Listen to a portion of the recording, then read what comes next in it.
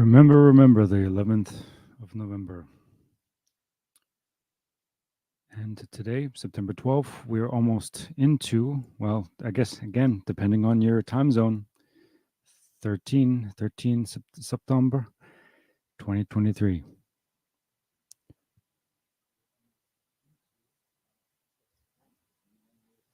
Oh, yeah, mute that. Welcome to the Hawkeye Rising YouTube channel. When typing my name, I was almost going to put it's a Canadian joke, just hockey, HOC. Just call me hockey. Just call me hockey. Well, wherever you are on the non-globe Earth, welcome to. Okay, did I do this right? Welcome to the train wreck. Welcome. Proud to be your host for the apocalypse. Yeah. Okay, I hope.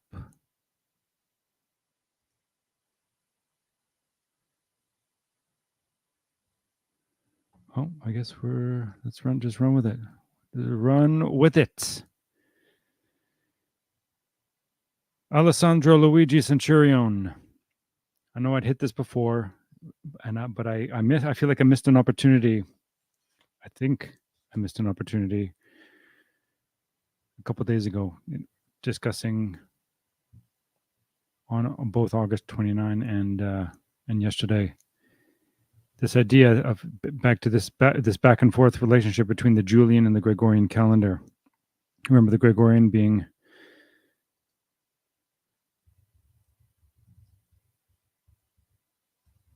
created by Jesuit Christopher Clavius. Solar calendar with 12 months of 28 to 31 days each. Blah, blah, blah, blah, blah, blah, blah, blah. And of course, remember, we're gonna get two dates. I appreciate the fact that Zach Hubbard, just like when he discusses the Gregorian calendar, I want Gregory the 13th. Nope. Mentions February 24th. And I'm glad I got to add to that the October 4 to October 15th dates, because that's February 24th. The new Gregorian calendar was implemented on 24 February 1582. So this is what we have. So today in history,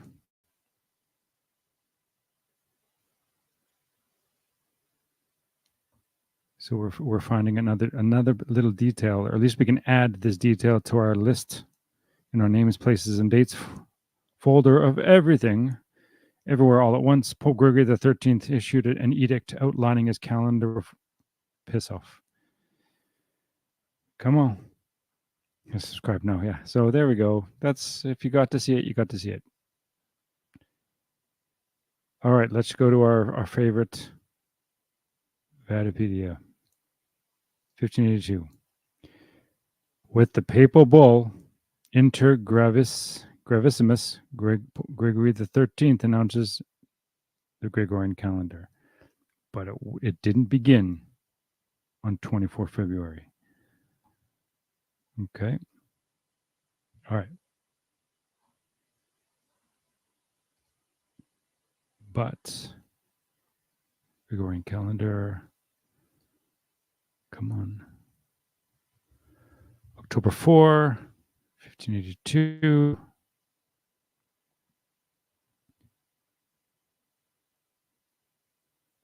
Let's do the Julian calendar.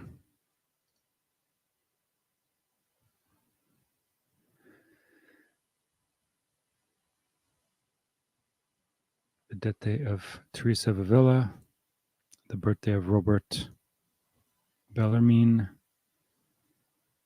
Jesuit Robert Bellarmine. Okay. 1582, last day of the Julian calendar to sync to the Gregorian calendar. 10 days were. Let's not subscribe.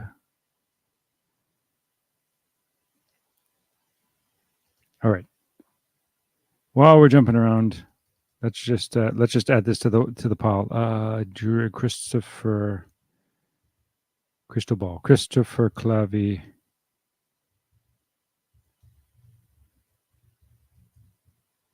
Christopher Nolan.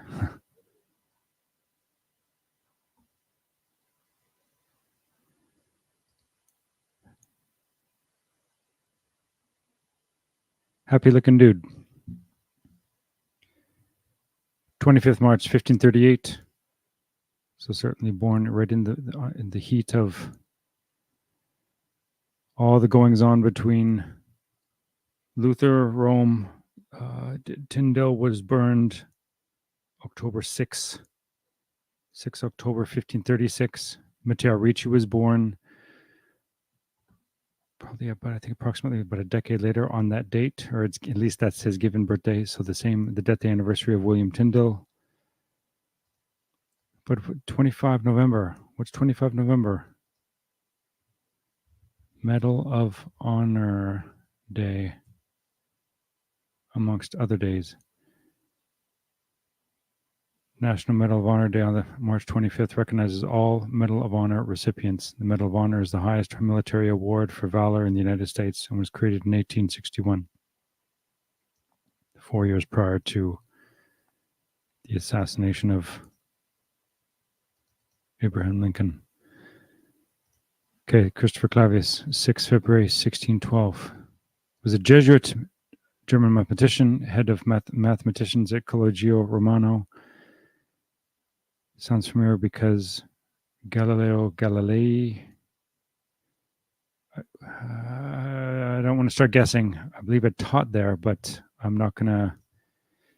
I'll leave that for another time. And an astronomer who was member of the Vatican Commission that accepted the proposed calendar invented by Aloysius Lilius, that is known as the Gregorian calendar. Clavius would later write defenses and an explanation of the Reformed calendar, including an emphatic acknowledgement of Lilius's work. In his last years, he was probably the most respected astronomer in Europe, and his textbooks were used for astronomical education, astronomical indoctrination for over 50 years in and even out of Europe. Aloysius Luigi Giglio was an Italian doctor, astronomer, philosopher, chronologist, also known as the primary author. He provided Really?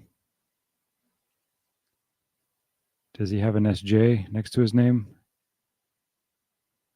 Is this in part deferring the source of the Gregorian calendar so as not to put it all on a Jesuit? For a fourth vow, Perinde ac cadaver Jesuit. And then, of course, our Gregory, born Ugo Bon Compagni, head of the Catholic Church and ruler of the Papal States from 13 May 1572 to his death in April. 13 May. There's we have a Pope John Paul. There's a Fatima Day, anniversary day there, and so that's significant enough to attach. Remember, this is just purely looking at it as Sun Tzuan drum beats. Sun Tzu, actually the 18th Jesuit Superior General, Lawrence Ricci,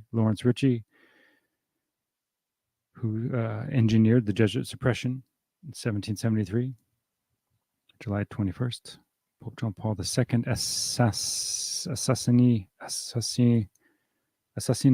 assassination. The article is about the 13 May 1981 shooting. So we have an actor, Caro Atola, involved in an assassination attempt. Can't remember how many times he was shot. 23-year-old Turkish edition. Yeah, I think another narrative. And of course, we discussed this at in a brief or a flipping table some time ago, that Pierre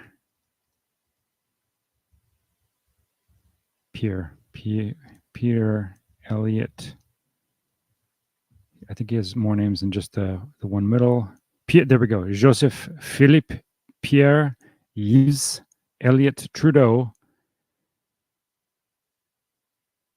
Look at that. Event 201. There's an anniversary day with his birthday, October 18th. Remember, 2019. Event 201. I think the location was what. I don't want to start guessing at that either. Was it like a St. Peter's or Peter's hotel in New York? High level attendees. I think Gates as well. Let's see. So I remember. How about this? I remember where I was sitting. Look at the crazy 925 West Georgia in the cafe, the bottom of the building, working as a bike messenger, waiting for. I was in between trips, trying to keep warm. It's cold. It was cold enough day, huddling inside. But I remember it coming over the radio of this little corner cafe tucked inside of the bottom of a business building. Anyway, Trudeau, first to visit Pope John Paul.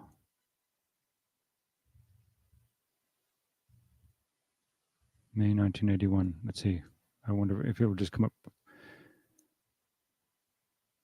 Traveled to Rome to visit Pope John Paul, who was injured during the assassination attempt. Okay. Anyway, the fact that first head of state, Trudeau literally jumped on a plane, paddled his canoe all the way from Canada to Rome. Boy, were his arms tired. In the video. Anyway, there we go. I know, jumping around a little bit. And then also, too, let's see, the Fatima, May 13, 1917, Our Lady of Fatima. So on 13 May 1920, no, that's not what I want.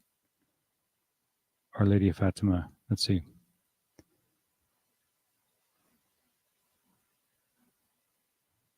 Where's my go on breakfast? Yeah, here we go again. What the F, huh? Another what? Greek breakfast? But you're not in Greece. You're sorry, Smoggy G. You are. Oh shit! Why am I forgetting your other handle? I'm sorry. And I don't want to guess and get it really royally ashiously wrong. Wikipedia is or was careful to point out JB2 is reconciled with this supposed. Oh, okay, beautiful. Thank you.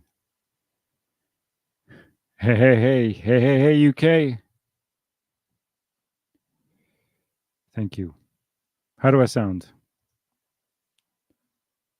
Our Lady of Fatima. We have a date. Yeah, the feast day, 13 May. Okay, so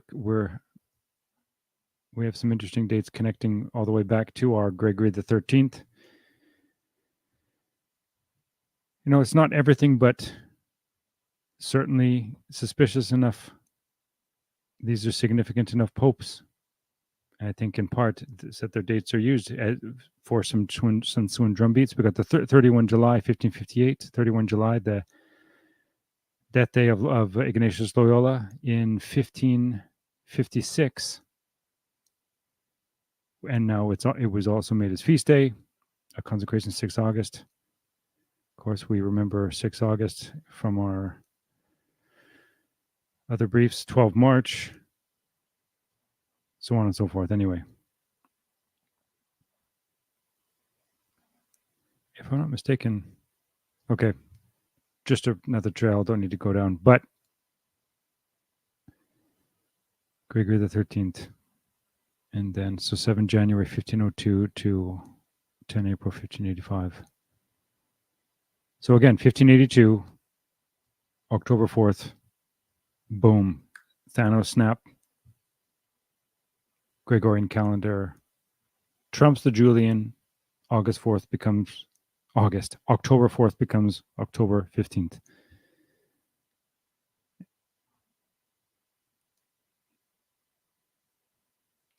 And of course, that is such a loaded that I'm gonna have to write down because there's more. We've covered it in bits and pieces here and there. It'd be nice just to hit it all at once, so that it could potentially be referenced. The fact, though, remember, the confessor to Teresa of Avila, the source of Jesuit futurism under Jesuit Robert Bellarmine, Francisco Ribera. He has dates, Sun Tzu and drumbeat dates attached to him. And he was a confessor of Teresa of Avila. So you have not only you have futurism attached to Teresa of Avila and her death date, but we also, okay, why not just while we're talking about it, October 4th. Is that going to give us enough? We'll just take a look.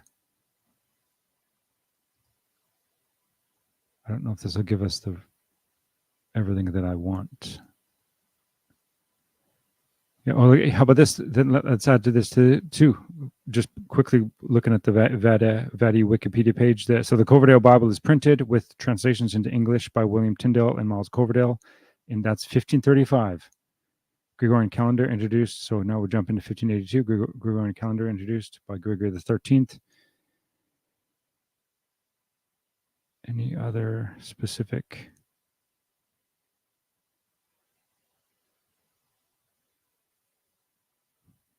Okay, and then down to the feast days. Oops, sorry about that. It's World Animal Day. Yeah. We have the feast day of Francis of Assisi.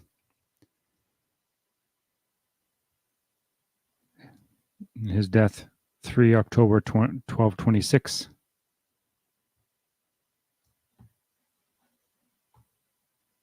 So founder of the Franciscan order. He founded the Men's Order of Friars Minor, the Women's Order of St. Clare, the Third Order of St. Francis, and Custody of the Holy Land. Once his community was authorized by Pope Innocent III, he withdrew increasingly from external affairs.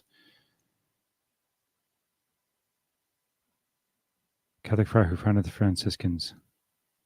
So, and there's the group related to the Mendicant Christian religious order. Okay.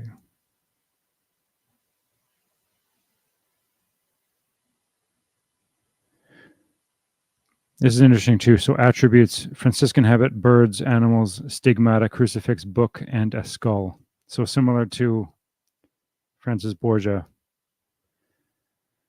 Back to the skull, or the skulls. And covering a bit about that with Denzel Washington in the first Equalizer, with the scene, him presenting the three skulls. And of course, the head mafioso with the tattoo of 1942 on his knuckles. And just noting that 1942 was the year 26 Jesuit Superior General Vladimir Ledachowski died. Okay. So jumping around, back to Aloysius. Okay, StreamYard UK. Good. Okay, Aloysius Centurion. So 17th Jesuit Superior General. So the general just prior to, or the general before Lorenzo Ricci. This also caught my attention too. 2 October 1757, when Centurion has given death date. Again, alleged, given, are these. Anyway, those are the dates we're given. This is what we have to run with. But why that's important to me? So Lance, so seven-time Tour de France winner from 1999 to 2005. Lance Armstrong, testicular cancer survivor, poster boy for chemotherapy. Lance Armstrong. There was a campaign. I want to call it. And I want to make sure I get the year. So Nike unveils the 10.2. How about this? I think I'd heard a little bit of Johnny's stream, and there was some criticism that he had posted something about Baby Yoda, which reminded me on my Hawkeye Rising YouTube channel. I'd posted the 2004. Let's see, Lance Armstrong up to his 2004 Tour de France. Epic stage. He just won the yellow jersey the day before.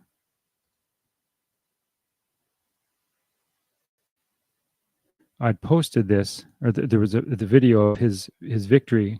There's a time trial, so individual riders against the clock. 13, just over 13 kilometers, all uphill, mostly uphill, like 99% of it uphill. But this victory, so I posted the video, and somebody wrote me and let me know how one, disappointed that they were that I was supporting this, but two, that they were unsubscribing from my channel. And if you've subscribed, thank you so much. I really appreciate it. I'm up to 328 or so. Thank you very much. But the fact I posted this because this victory, so in 2004, and Armstrong going for his unprecedented, an unprecedented sixth Tour victory. Nobody in the history of the Tour, over just over 100 years, had won the Tour de France 6 times. Others had won 5. There were 4 other men that won 5. And in that group, that elite group, one had won 5 tours, 6 in succession. Spaniard Miguel Indurain.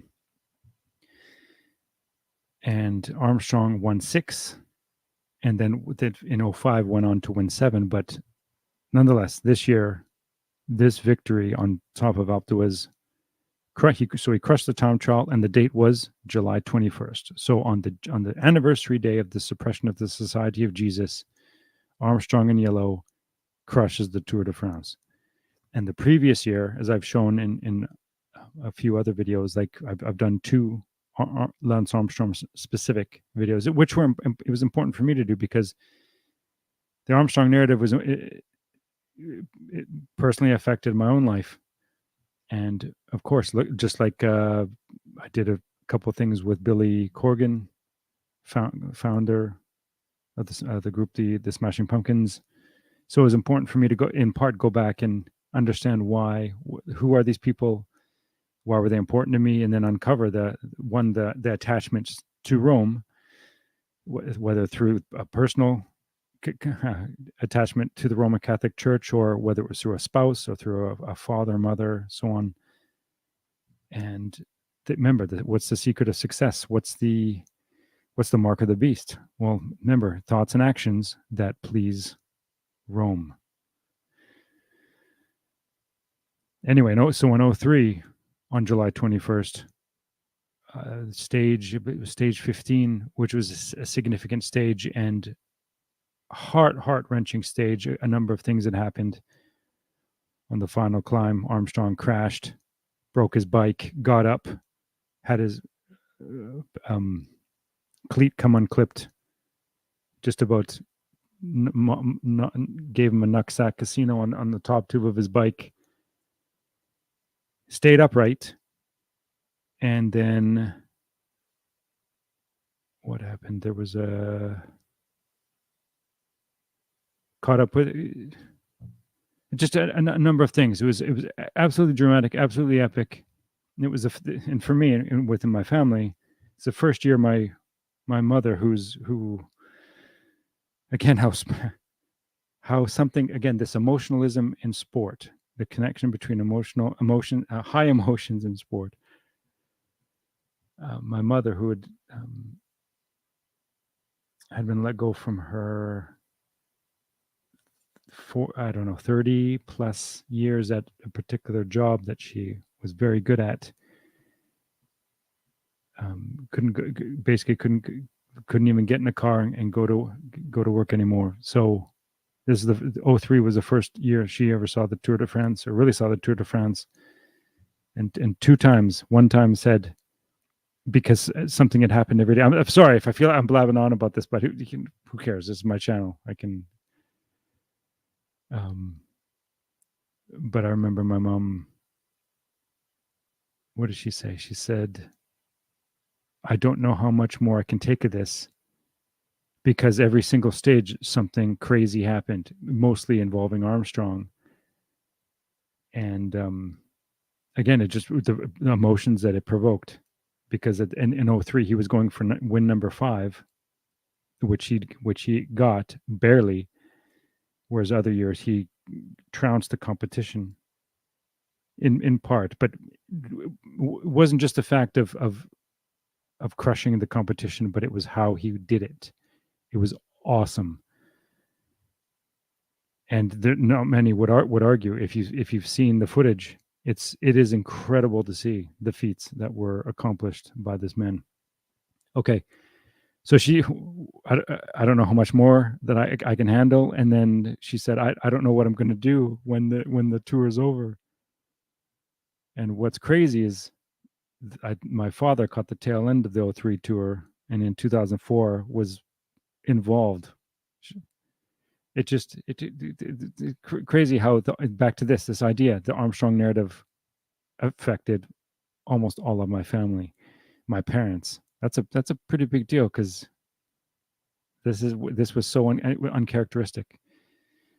So back to this, the fact that somebody was pissed off enough that wrote me, "I'm unsubscribing, you're supporting Armstrong." It's like, okay, back to this. In the title, Armstrong winning on the Jesuit suppression anniversary. So back to 10-2, which is the death day anniversary of 17th Jesuit Superior General Alessandro Luigi Centurion. Nike, the 10-2 Lance Armstrong collection you've heard of. Okay. So remember, as I presented before in part, October 2nd, 1996 was the cancer diagnosis date for Armstrong. And I can't remember what bloody year Nike came out with the 10-2 Lance Armstrong collection. So it's, again, this idea that Nike makes a shit ton on a man's cancer diagnosis date, anniversary day. Yeah, the day it all changed. The day I started never to take anything for granted. The day I learned to take charge of my life. It was the day that I was diagnosed with cancer. Okay. So again, the fact that you have a Jesuit Superior General attached to this day. And I'm just going to hey, Eric.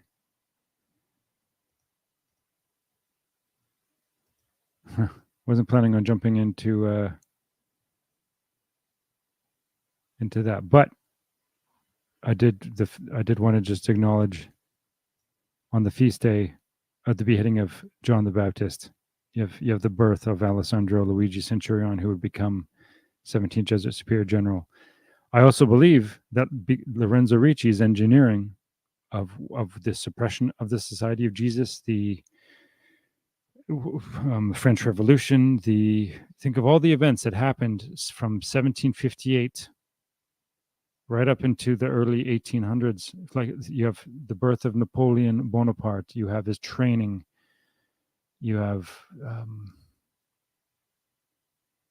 my goodness, you have the arrests of, I know we've covered this many times, the arrest of in 1798 even. I know we're given the death date anniversary, or the death date of Lorenzo Ricci being 24 November 1775.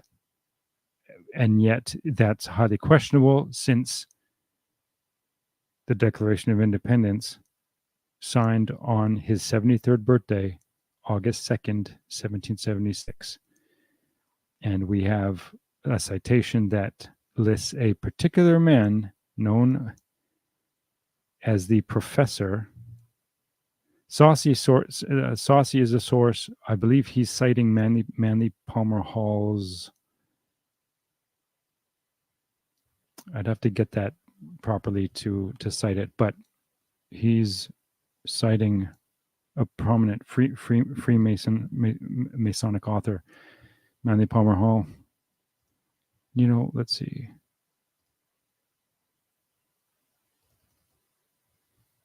I want to say Manly P. Hall was Canadian. Yeah, look at that, Canadian writer. Manly.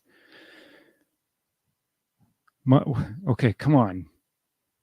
It has a death date of August 29, 1990. 19 August 29.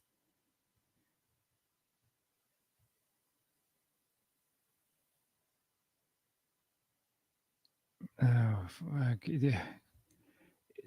It's sometimes it makes me a little, I don't know, it's not uncomfortable. I don't know what it is. It makes me want to drop a lot of F-bombs, because back to this idea of Sun Tzu and drum beats. And here we have clearly another one. But the fact that 1990, August 29th.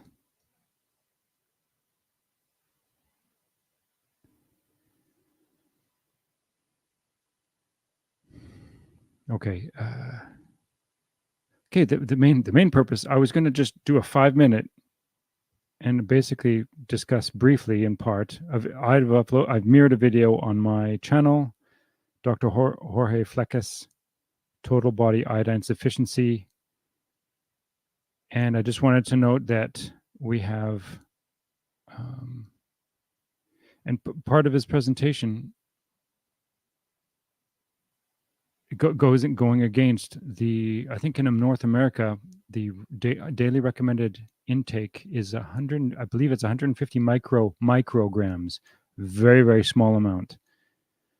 And in his practice, as he states in this, this is 42, almost 43 minutes. Brilliant insight about iodine.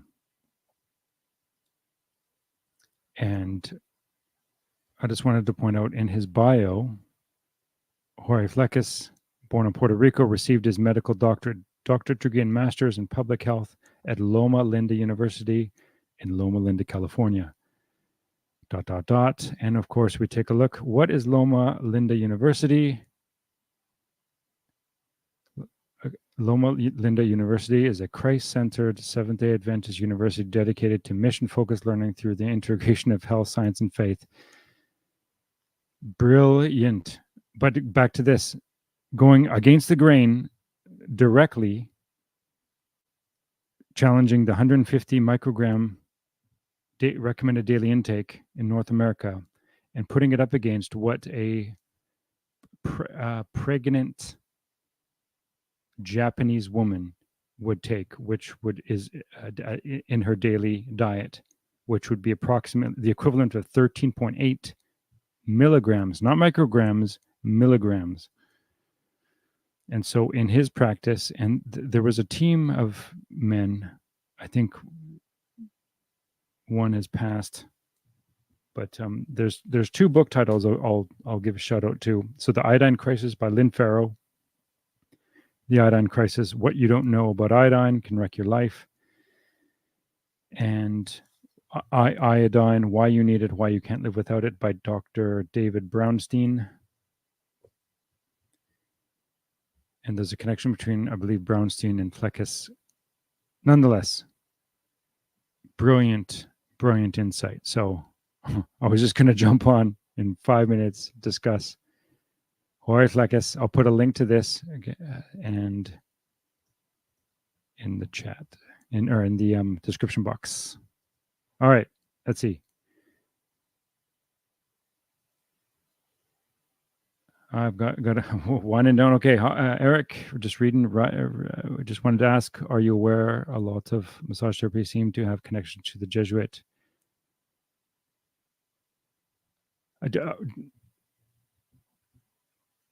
Acupuncture? Are we talking? Remember, there's a bunch of the Jesuits. I don't believe have a what would you say monopoly on acupuncture. That type of that would you call it a modality? That's yeah, it's certainly debatable whether it been co-opted. But remember, where did the Jesuits go right after? Yeah, actually, remember we covered this in brief. Francis Xavier was already on the road to India and China. Not even and what Loyola had not even been elected Jesuit Superior General yet, and they're already on their way to India and China. And what do we know about India and China? Medicine, antiparasitics, natural antiparasitics, natural medicine. Not only that, how about there's a Chinese text. I have not been able to find. Lynn Farrow in her book Iodine Crisis mentions gives it a fascinating timeline of iodine. But in 2700 BC, lists Chinese Pentao famous herbal pharmacopoeia document seaweed for goiter and tumors.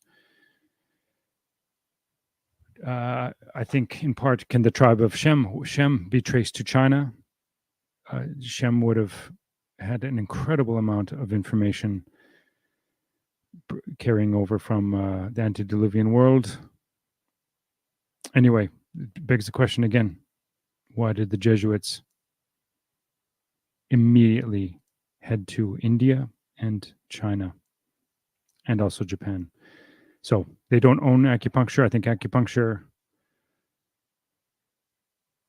certainly the idea that now again, whether we're talking about depths, specifically even meridian lines, there's something to it.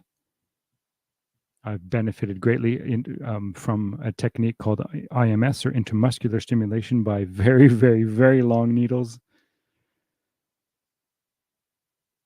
So fascinating, this idea of Medicean medicine, healing.